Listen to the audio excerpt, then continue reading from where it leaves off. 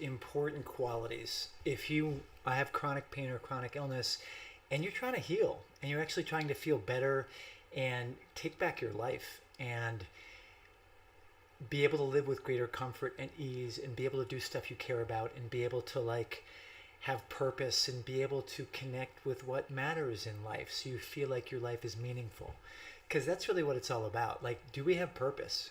Do we have life that's meaningful and good? Are we connected to what we love? And chronic illness, chronic pain can disconnect us from that. And there's this insidious thing that I think happens in our modern culture and in medicine and in medical training. And I'm saying that from the inside. One of the most striking things I learned when I first went on my rotations in medical school from my resident, my senior, the doctor above me, who was sort of teaching me how to function in the healthcare system. She said, trust no one and expect sabotage. Like, I'm not supposed to trust my colleagues? Like, no, and don't trust the patients either. Don't believe anything anybody says. And there was this culture of being the in control, dominant top dog. And that's the way you get trained.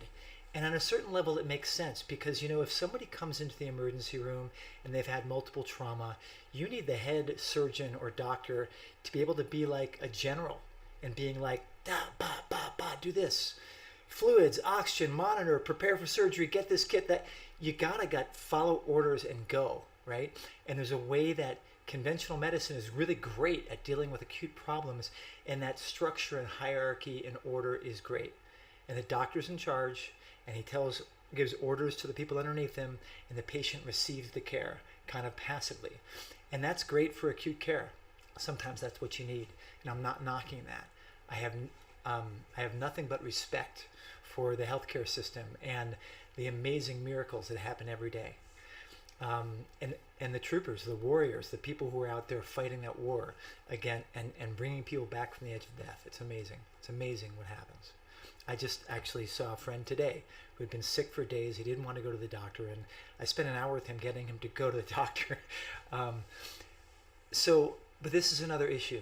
We're talking about chronic illness and chronic pain. And what's very clear from research, from decades of clinical experience, and from common sense when you start to look at it, that the thing that matters is your independence. And your independence is an incredibly rich and complex thing. Your independence means you are plugged into your own experience and you're learning how to be present to your own life and trust what you feel, trust what you know.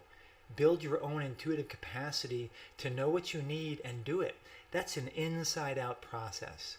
People can guide you and teach you, but ultimately it's your own cultivation of your awareness, of your compassion, of your presence that lets you do that. And the trouble with conventional medicine in a chronic care situation is that so many people walk into the doctor's office and expect the doctor to fix them. But the doctor's not equipped to fix your chronic illness. Your chronic illness has multiple different parts that are all working together in concert with each other. And your doctor has 12 minutes to figure out what's your acute problem and how do I diagnose it and give you a medication so you can go on your way. How do I deal with your symptom? That's what their job is in the current healthcare system for the most part. There are obviously people who are different than that, who are trying to think more holistically, who are shifting their practice model into an integrative, more systems-oriented approach or functional approach and spend more time and get to know you and work with you. And that's the kind of care that I'm suggesting you need. And that kind of care is participatory and it's collaborative. It's not hierarchical, where the doctor is the expert who's telling you what to do, and you're the passive patient saying, thank you, doctor, I'll take my prescription now. No, you're stepping in there and you're saying, hey, doc, this is what's going on for me. This is what I'm feeling. Oh, you're suggesting these things? Great, that makes sense. I was learning. What do you think? I learned this other stuff that might be useful to me. I saw a different kind of practitioner who talked with me about diet, who talked with me about meditation, who talked with me about exercise, who talked with me about other things. What do you think, doc? And if your doc refuses to have the conversation, then don't have the conversation with them. If the doc doesn't know about it and poo-poos it and says, well, we don't have enough research to support that idea, that's not really a relevant opinion. all that does is give him the excuse to not, him or her, the excuse to not help you think about it. And that's their right. You know, a doctor's got a right to say, this is my boundary. I'm only going to work with you around evidence-based stuff. Fine, that's the model. He or she is allowed to do that. But you shouldn't think that takes away your permission to go out there and safely, in a level-headed way, with good advice from experts, start to find what works for you. Because it's an incredibly individualized, personalized approach. No one's going to dictate it to you. People come to me all the time, and we sit down, we spend an hour and a half sometimes, if it's a complex thing like fatigue, fibromyalgia, post-COVID, you know, hormonal imbalances, stuff like that. It's deep. It's been going back to birth. You know, it's like the whole lifestyle and all the things a person's been doing, and their genetics and their triggers and the things that have happened, and lifestyle and food and all of that. And so you have to take time to unpack it and to discuss it. And we come up with a treatment plan. And frequently patients like, this doesn't feel right to me. I've got one patient, she's amazing. She's so intuitive.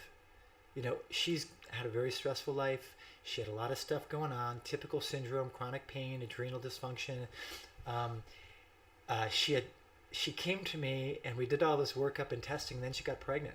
So a lot of things we couldn't do. But she had this intuitive sense that she's developed over time through meditation practice and just the kind of person she is, where she eats stuff and she senses how it makes her feel. And that's how she's finding her way. And she came back to me with her child, her son, beautiful kid. I was so delighted to see. And she had healed herself a lot. She didn't go down the supplement road because we couldn't do it, because we don't have enough confidence in the safety of these things in pregnancy, because it can so easily cross the placenta and, God forbid, hurt the embryo, hurt the unborn child. But she found her way, a lot of the way, not all of the way, but she learned a lot about nutrition and self-care and exercise. And there's this other piece of independence. And this is really important. I almost forgot to say it, but independence from toxic relationships. So many of my patients, part of what's gotten them sick is that from a very early age, they've been in toxic relationships. If you lived with a parent who was emotionally labile or not well or violent, or God forbid, there's a whole spectrum of well-intentioned parents who don't have it together themselves. And so what they give over to their child is a lot of distress and a lot of, is it safe to be in this relationship? But I need this relationship. But is it safe? But I need it.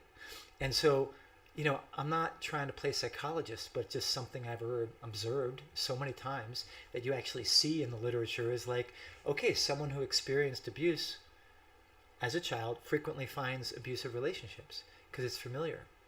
And so, like, if you notice that you're in relationships that are somehow toxic, whether it's full-on abuse or just someone who is narcissistic, who's taking everything for them and not giving anything for you, or someone who's disrespectful, or someone who doesn't give you space to be you, then there's a process of learning to uncouple from that and to realize that your basic goodness and reality and your sense of okay is not dependent on another person, even if they're your spouse, especially if they're your boss, and double especially if they're the guy at the bank or the store, whoever it is, who gives you a dirty look probably because he's having a bad day, but then you feel it and you take it into yourself. That's not independence. That's interdependence, and your boundaries are mixed with other people. And so it's a huge concept, but independence is, first of all, you learning to know yourself and respect yourself and honor and love yourself in the context of your relationships with everybody else and the source of life as you know it, and to bring that into action. And that means your thoughts, your emotions, the kind of food you eat, the physical activity you do, and how you manage relationships and the complexity of being a social being in the world. So there's a lot more to talk about each one of these little topics. I'm going to keep unpacking stuff. Share with me your questions or comments if you got it. I really want to hear how this hits you. If any of it makes sense or strikes you, leave a comment. And please share this post and come on back for more. I'm going to try to get here several times a week on Facebook. I also have an email community where I share notification about new content that I put out, which is longer form, in-depth topics, various sorts of things that are related to healing chronic pain and chronic illness through level-headed integration of conventional medicine and natural healing. So you're invited along for the ride. I'm here to serve and support you in your individual journey. So thanks for watching. Talk to you soon.